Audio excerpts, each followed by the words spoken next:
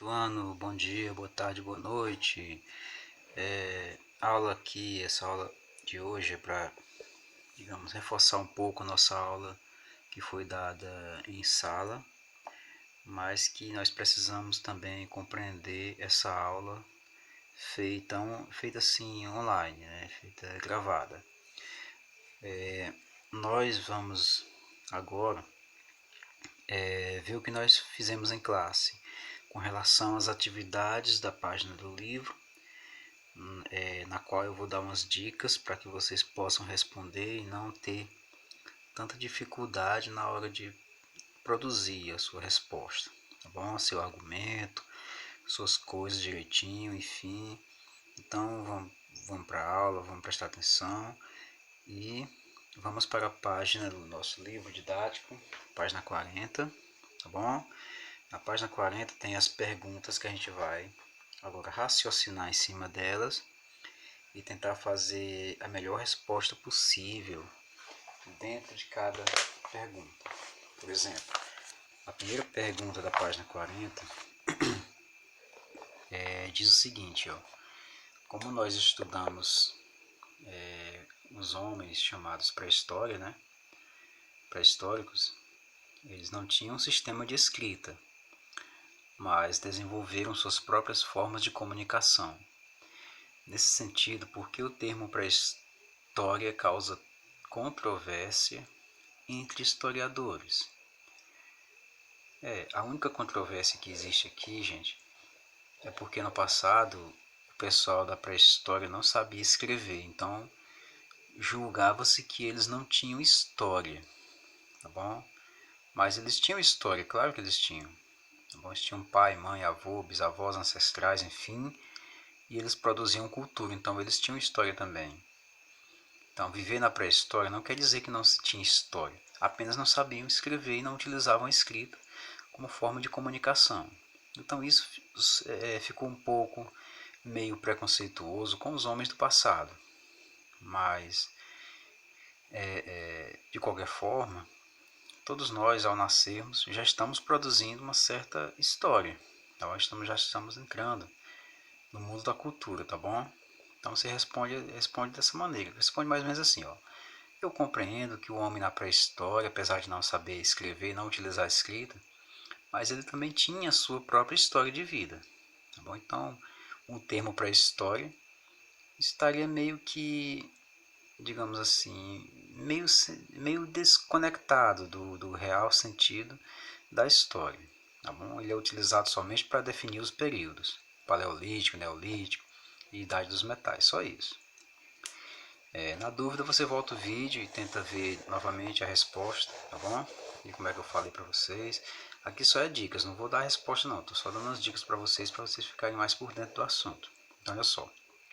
Questão número 2. O período mais antigo e mais longo da história humana é conhecido como Paleolítico. Ótimo. Escreva um pequeno texto sobre as principais características desse período e explique por que recebeu o nome de Paleolítico, pedra lascada, né? Porque o pessoal é o seguinte, ó, quando você vai começar esse texto, esse textinho, você pode começar. Compreende-se que no Paleolítico os seres humanos eram considerados selvagens, nômades, viviam da caça, da pesca e da coleta de frutos e raízes. Eles não tinham morada fixa e tudo que eles faziam, seus instrumentos eram feitos de pedra lascada, tá bom? Utilizavam lanças, digamos assim, instrumentos de pedra, né? E foi esse período chamado de Paleolítico mais longo da história, tá bom? Foi mais longo da pré-história, aliás, tá bom? Ok? Então, na dúvida, você vai lá no assunto e vê a melhor maneira de fazer esse texto aí. A terceira questão diz assim: segundo os historiadores, a invenção da escrita marca o fim da pré-história e o início da história. Em que momento específico da história da humanidade a escrita foi inventada e como a escrita auxilia nas pesquisas? A escrita foi inventada na Idade Antiga, né? Ali no finalzinho da Idade dos Metais. bom? Se você entender o que é a pré-história dividida em 3 pedacinhos, Paleolítico, Neolítico e Idade dos Metais, então a Idade dos Metais foi o período em que o pessoal estava inventando a escrita. E a escrita ela é importante porque ela é utilizada para registrar e guardar informações sobre os homens do passado. São 2 perguntas numa só. A quarta questão pergunta: qual o papel do exército e da religião nas primeiras sociedades? Bem, o exército ele serve para, digamos, para sustentar o poder do governo e do Estado. E a religião ela serve para doutrinar as pessoas, doutrinar os indivíduos, colocando um pouquinho de medo neles, para que eles passem a obedecer seu governo. É como se estivesse obedecendo aos deuses, né? Enfim, vamos lá. Quinta questão pergunta: durante o período neolítico, quais foram os principais produtos cultivados, né? Lá no texto diz isso aí. Cevada, feijão, milho, arroz, enfim, né? E na sexta diz: no contexto do aumento demográfico, quer dizer, no aumento da população e da passagem da propriedade coletiva à propriedade privada, surgiram as sociedades hidráulicas. Falamos nisso na aula passada, viu, gente? Qual foi a importância da água para essas sociedades e por que mudanças infraestruturais elas tiveram que passar, né? Bem, as sociedades hidráulicas elas utilizavam os recursos dos rios para beneficiar a cidade. Enfim, era comum essas sociedades surgirem ao redor de rios muito grandes, né? E, digamos assim, foram construídos canais, diques de irrigação, represas, muros e templos graças à água desses rios. Bom, vamos agora para a próxima. Vamos ver aqui. Vamos ver aqui a sétima questão. Vamos lá. Ok, vamos lá, olha só. A sétima questão diz: leia o texto. A grande transformação econômica da Idade do Bronze dá-se o nome de Revolução Urbana. Essa revolução correspondeu à passagem das comunidades agrícolas autossuficientes para cidades, com comércio, artesanato especializado. A agricultura continuou como a principal atividade econômica, mas a economia, antes agrícola e pastoril, ganhou maior diversidade e complexidade com a multiplicação dos ofícios ou profissões e com o estabelecimento de um sistema regular de trocas. Assim, por volta de 3.000 anos antes de Cristo, o Egito, a Mesopotâmia,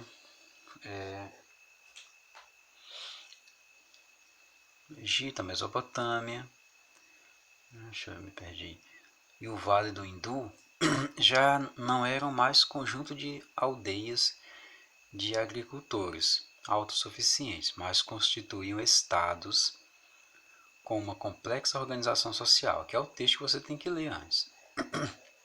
E a pergunta é: o texto acima explica como a chamada Revolução Urbana deu origem às primeiras civilizações. Indique no texto as características presentes nas primeiras cidades, né? Aí você vai colocar de acordo com o textinho lá, como eram as primeiras cidades. Havia comércio, havia artesanato especializado, a economia das primeiras cidades era agrícola, pastoril, né? Mas com o tempo foi ficando cada vez mais diversificada a atividade das cidades. Enfim, você vai ler o texto e você vai tirar a sua resposta, tá bom? A oitava diz: como surgiu o Estado e que mudanças ele provocou na vida em sociedade? O Estado ele surge para organizar a vida das pessoas, né? Passando um pouco aqui para o nosso slide, como eu já expliquei na aula, o Estado ele aparece como uma alternativa de organização social, né? Aqui são as pessoas que mandam no Estado, são poucos, né? Um rei e seus conselheiros, né? e a população do estado, aqui sendo representada por esses pontinhos. Ou seja, o estado, na verdade, é um governo organizado, e esse governo, o estado, precisa de, digamos, de leis que todos têm que obedecer, precisa de um exército para fazer a segurança, precisa de um povo e precisa também de um território. Bom, sem território não tem como haver estado, não é isso? E para sustentar tudo isso, todos têm que pagar os impostos. Todos têm que pagar os impostos, porque é por meio desses impostos que se organiza tudo isso aqui. Tá bom? As pessoas que trabalham aqui na cúpula, ou seja, mandando, eles detêm uma espécie de trabalho intelectual, do qual é mais valorizado, e as pessoas, a grande maioria das pessoas, exerce o trabalho braçal, que é mais de força física e sendo organizado pelo Estado. O Estado ele vai organizar a vida pública, né? O Estado tem a função de organizar a vida pública. As pessoas não eram mais, digamos, soltas, desorganizadas, porque agora no momento as pessoas com a criação do Estado iriam trabalhar em grandes obras de infraestrutura, né, como construção de templos, construção de palacetes, construção de estradas, construção de pontes, canais de irrigação, né? Tudo isso daí o pessoal ia começar a trabalhar para o Estado, tá bom?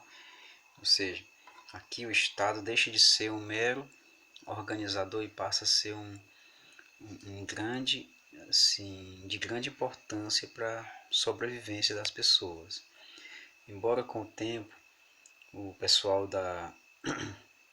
do governo acaba explorando demais a grande população, e quando essa tentava, digamos, questionar, havia ainda o fator religião, que era exercida por sacerdotes, que esses sacerdotes trabalhavam em favor de manter a ordem, manter essa ordem. Ou seja, as pessoas passariam a obedecer ao governo, ao rei e seus conselheiros, como se estivesse obedecendo aos deuses, né?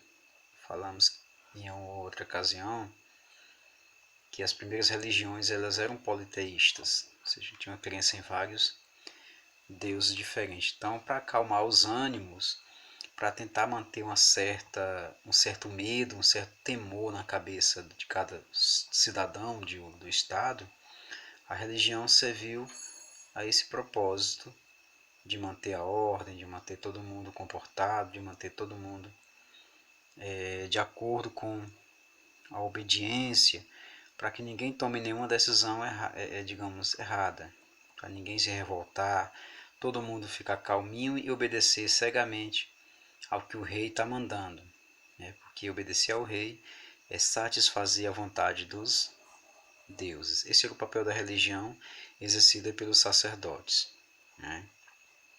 Então estava aqui organizado o Estado. Essa digamos, uma dica preciosa para você responder essa questão aí, essa questão oitava do nosso livro, tá bom?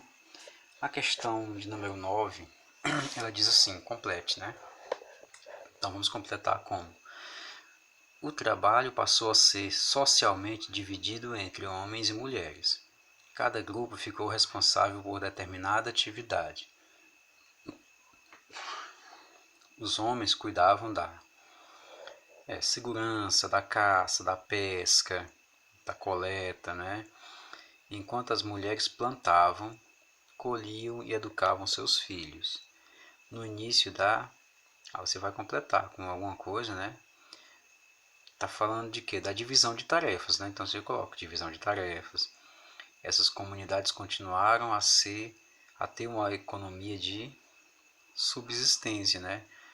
Quer dizer, produziam tudo o que precisavam para sobreviver, e só isso. Eles não vendiam, não comercializavam, só produziam aquilo que eles iam realmente precisar para sobreviver.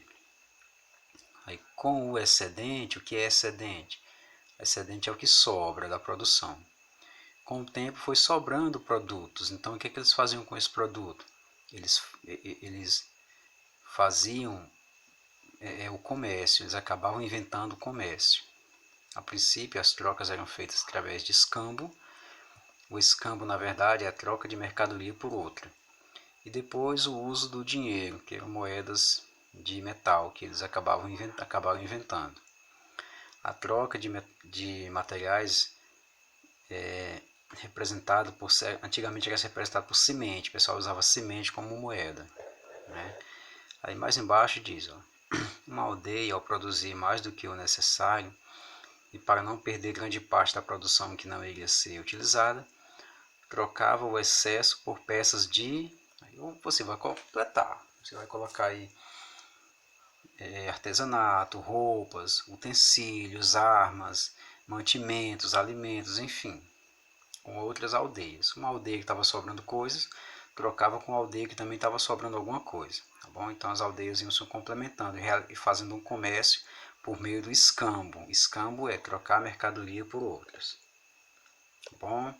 Tá bom, meus pequenos? Então, a aula de hoje fica por enquanto fica por aqui. Nós comentamos as questões discursivas que a gente tem que escrever. Na próxima aula a gente fala mais um pouco